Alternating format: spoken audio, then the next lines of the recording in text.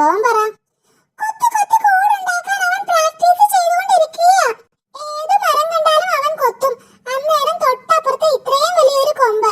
അവൻ കൊമ്പ് കുത്തി തുളച്ചു കൂടുണ്ടാക്കി. അപ്പോഴാ സംഭവം.